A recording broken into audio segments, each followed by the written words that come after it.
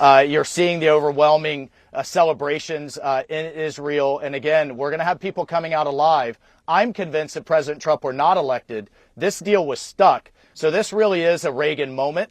We're quite excited about it. A Reagan moment. That was Mike Waltz, Trump's pick for national security advisor, with a ceasefire and hostage deal between Israel and Hamas set to take effect in the final hours of Joe Biden's presidency. The deal has some drawing parallels to the 1981 release of American hostages held by Iran. Those captives were freed just moments after Ronald Reagan took the oath of office. They went first to Europe and arrived back in the United States a week later. Like Biden, it was a hostage crisis that President Jimmy Carter had worked on tirelessly in the remaining months of his presidency. With the exact role of their successors subject to debate, ultimately it was President Reagan who welcomed them home, Carter calling him the morning of his inauguration to tell him the good news. Governor, good morning. How you doing? I placed a call for earlier. I just want to let you know that the planes are at the end of the runway. The Iranians were notified about roughly 25 minutes ago. I'll see you later on for the ceremonies. God bless you.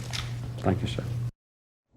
Wow. Joining me now, former Trump National Security Advisor, former U.S. Ambassador to the UN, John Bolton. Mr. Ambassador, very grateful to have you on the program. Thanks for being here. Glad to be here. You have, of course, emerged as a Trump critic in the wake of your experience with him. I'm interested to know, do you think President-elect Trump deserves credit for this deal between Israel and Hamas? Well, I think he's responsible for the deal. I wouldn't take credit with it. I think it's a very bad mistake by Israel. I think they're acquiescing because of the pressure that Trump put on the Netanyahu government. I don't think this deal was good over the last 7 months. The outlines are basically what was put out by the Biden administration in May, if I'm not mistaken.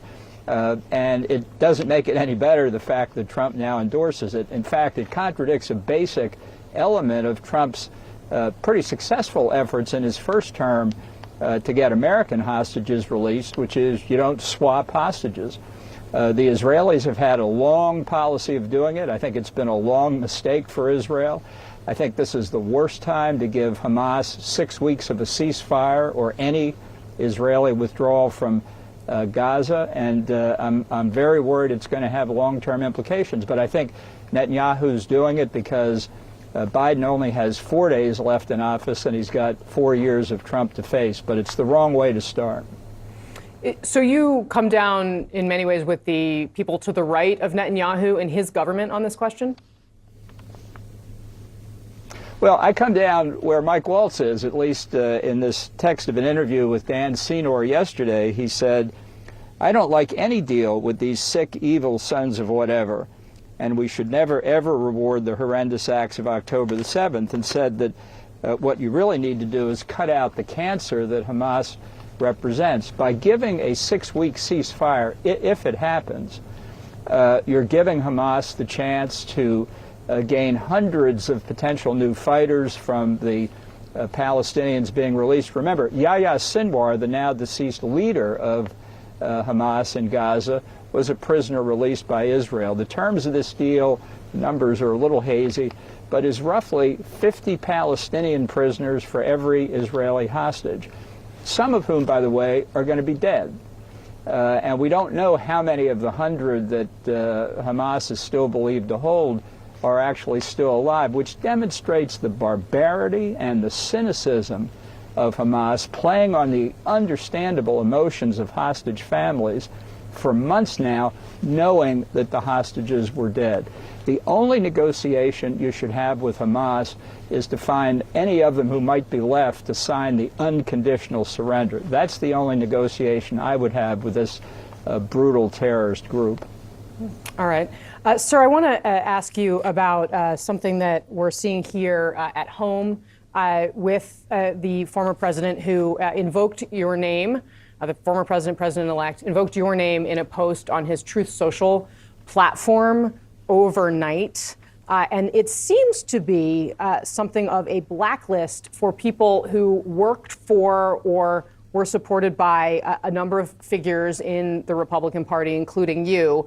Trump wrote this, quote, "In order to save time, money, and effort, it would be helpful if you would not send or recommend to us people who worked with or are endorsed by," and he calls you dumb as a rock, "John Bolton." This is a picture slate of all of the others who are also included there.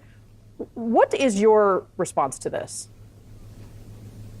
Well, you know, it's very typical of Trump to open his mouth without knowing what he's talking about. And I bear no ill will to the people who once worked for me, who have already been announced for jobs in the Trump administration. I'm not going to name them and get them into trouble.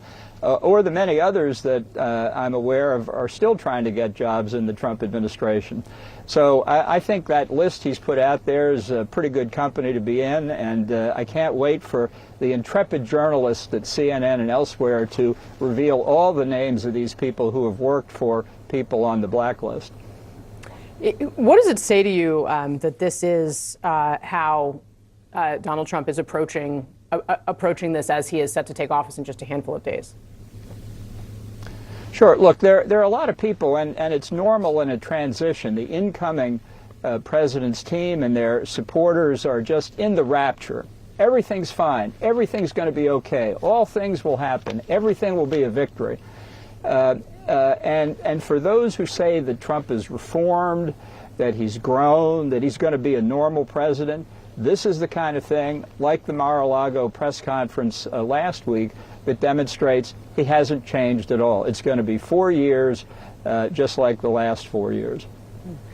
Sir, while I have you, I also want to ask you about some of the confirmation battles that are going to play out on Capitol Hill, namely one that has, for whatever reason, flown a little bit under the radar compared to, for example, Pete Hegseth for Defense Secretary, and that's Tulsi Gabbard as the Director of National Intelligence. Would you urge Republicans to oppose her nomination? What are your concerns? And do you think if Democrats were to try and organize opposition against her, that they would find some traction with their Republican counterparts? Well, I must say the Democratic performance in the confirmation process so far has been pretty pathetic. It's like they don't know how to play the game anymore.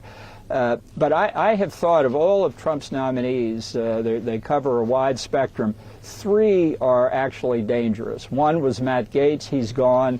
The other 2 are Tulsi Gabbard and Kash Patel. Mediocrity has its place in government, we know that all too well, but dangerous people, in the case of the intelligence community, national security, and law enforcement in particular, there are 2 more, Patel and Gabbard, who should not be confirmed.